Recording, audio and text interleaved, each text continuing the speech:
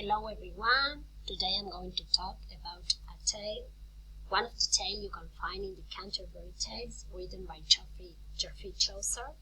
In this case, it's the Nun's Priest tale.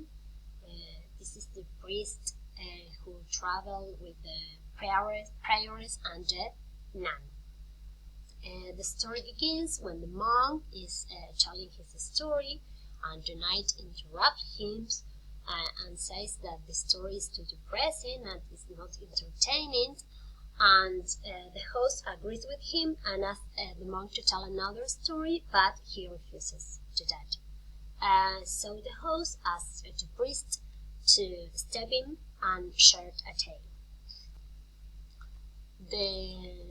The story is about a poor widow, who lives with her two daughters, and she has little material possession, some animals, 3 cows, 3 sheep, and her most prized possession is a cock named Chanticleer, which in French means sing clearly. He's a beautiful rooster, he's a well-timed cock, and he crows the hour more accurately than any church clock.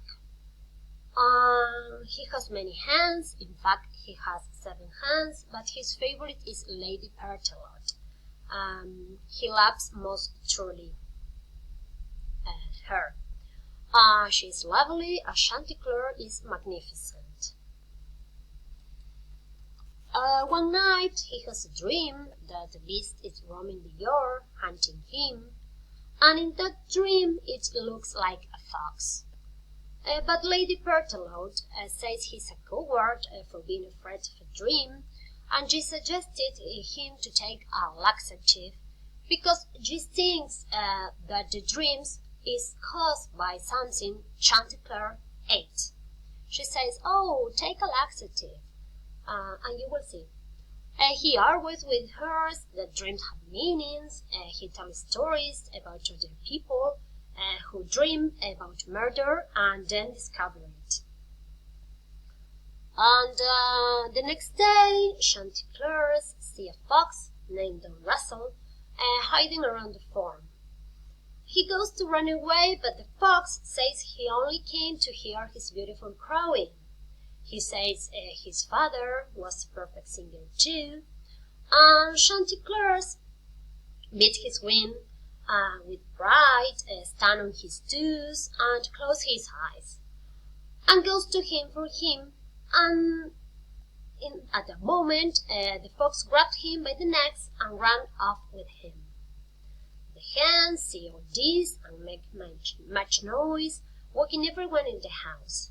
They all chase after the fox, the widow, the 2 daughters, the dogs.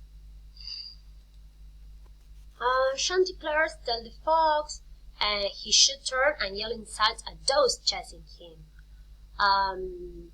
Thinking quickly, Chanticleer suggests to the fox that she should stop the followers, and so when he opens his mouth to do so, Chanticleer escapes and runs up a tree. The fox tries to owe him down, but he will not be fooled again. This time he will not hear him. Chanticleer refused to be tricked a second time. The moral of the story, concludes the Nun's priest, is never to trust a flatterer, and pride can be anyone's undoing. In this case, pride almost cost Chanticleer's life when the fox catch him. Related to the morals learned in the story, we can mention the importance of dreams, if they are true or not. Be wary of tricksters, and it is best to keep your mouth shut. We as an audience can feel identified with one of the characters, with the poor rooster, the skeptical hen, Lady Pertelot, or the tricky fox, Don Russell. we have the option to choose one of those characters and say, yes, I will do what Chanticleer did, or something like that. We have the option. We can say that a fable is a story with a moral, and often use animal and natural objects as characters. In this case, the Nonce Priest is an example of a beast fable, since it has both a moral and use animals behaving like humans. It's also suggesting that humans act like animals. Don't you think so?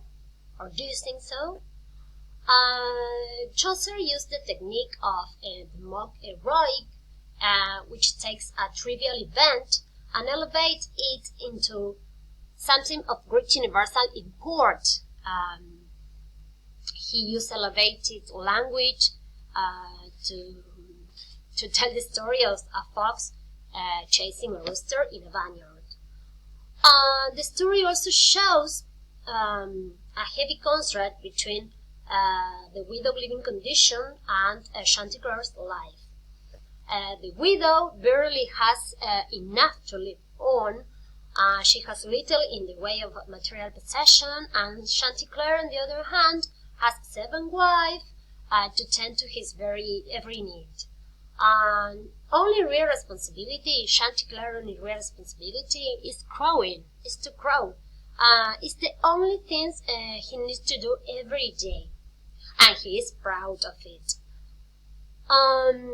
This is a commentary on the power of wealth in Chaucer's time, where the wealthy and powerful don't do so much, while those who work hard have very little, as we can see in these days too. The fable is being compared to the 1381 peasant revolt led by Wat Tyler.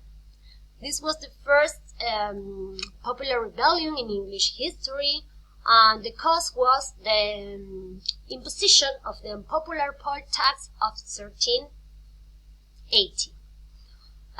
The peasants at the time were so tired of slavery, and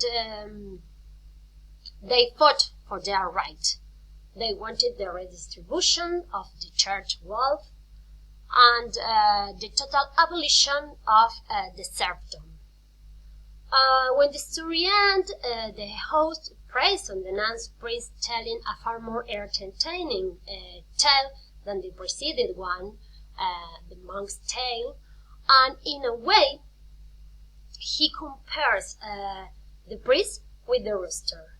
He points out the priest's strong muscle, his great neck, and his large bridge, and finally he wishes the Nonce Priest good luck.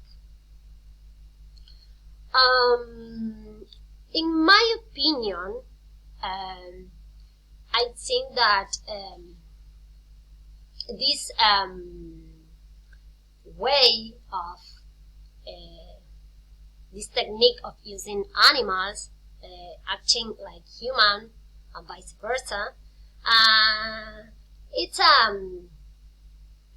good way to say something that if you say in a more real way, it sounds much more powerful, I think. It's not the same to use animals, to choose animal doing something, that choose a human do the same. And I think I agree with the moral of the story, that pride can be anyone's undoing, and sometimes, or yes, sometimes, or it's best to keep your mouth shut, and because you can say something then you can regret of that. Yes. And well, this is all related to the Nance Priest tale. I hope you like the story. It's a simple story, but I think it has a lot to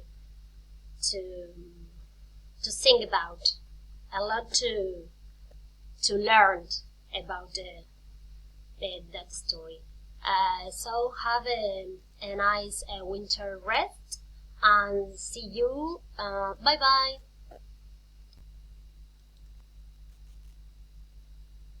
Thank you for watching.